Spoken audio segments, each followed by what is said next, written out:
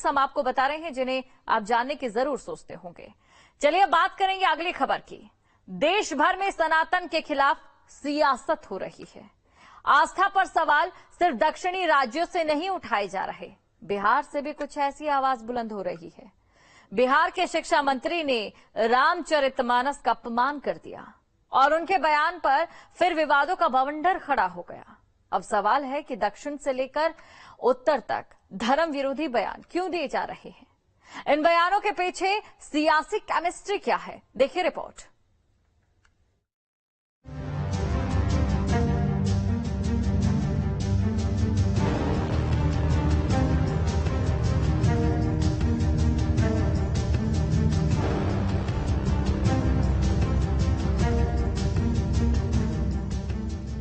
अच्छी बातें भी है, बहुत अच्छी बातें भी है, लेकिन 55 प्रकार का खाना परोसा गया हो, उसमें थोड़ा पोटेशियम साइनाइड डाल दिया गया हो तो आप खाएंगे। बिहार के शिक्षा मंत्री प्रोफेसर चंद्रशेखर ने रामचरितमानस का अपमान किया। चंद्रशेखर उस श्रेष्ठ महाकाव्य को पोटेशियम साइनाइड बता रहे हैं जो सनातन धर्म को मानने वालों के आराध्य प्रभु राम की पावन कथा है। हैरानी होती है कि खुद को प्रोफेसर कहने वाले मंत्री जी को रामचरितमानस में मानवता की वो कल्पना नजर नहीं आती जिसमें उदारता, त्याग, क्षमा और धैर्य के गुणों को भगवान राम के जीवन के लिए चित्रित किया गया। उनके लिए रामचरितमानस जहर से कम नहीं। इसलिए मेरी आपत्ति वहां है और रहेगी जीवन भर में। जो पोटेशियम साइनाइड टाइप का कुछ चीज है ग्रंथों के अंदर।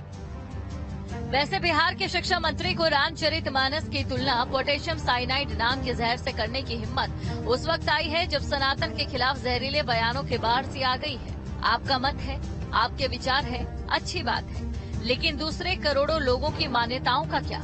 एक चुने हुए नुमाइंदे होने के बावजूद मंत्री जी क्यों करोड़ों लोगों की भावनाओं के साथ खिलवाड़ कर रहे हैं? कांग्रेस सहित उस की अगुवाई में जो तथाकथित रूप से विपक्षी गठबंधन बना है, वह गठबंधन लोकसभा चुनाव से पहले देश का माहौल खराब करने का असफल प्रयास कर रहा है। यह अपमान देश सहन नहीं करेगा और किसी के कहने से सनातन ना तो कहीं से कमजोर पड़ सकता है और न उसे कोई कमजोर कर सकता है। ये सनातन जो है आदि है, वर्तमान है और भविष्य है। जिस ढंग से सनातन धर्म पर टारगेट किया जा रहा है ये दुखद है और हिंदुस्तान के लोग कभी भी ऐसे अधर्मियों को माफ नहीं करेंगे। कुल मिलाकर देश भर में सनातन विरोध की सियासत जोर पकड़ती नजर आ रही है। इसको लेकर पीएम मोदी और सीएम योगी भी विपक्षी गठबंधन के नेताओं को खरी खोटी सुना चुके हैं। बावजूद इसके INDIA गठबंधन के बेलगाम नेता अपनी जहरीली बयानबाजी से बाज नहीं आ रहे।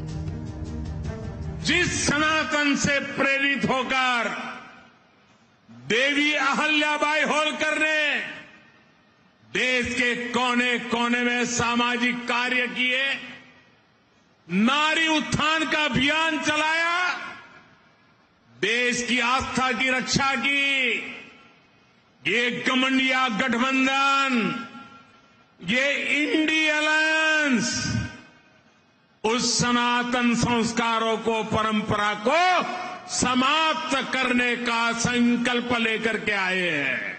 जो सनातन नहीं मिटा था रावण के अहंकार से,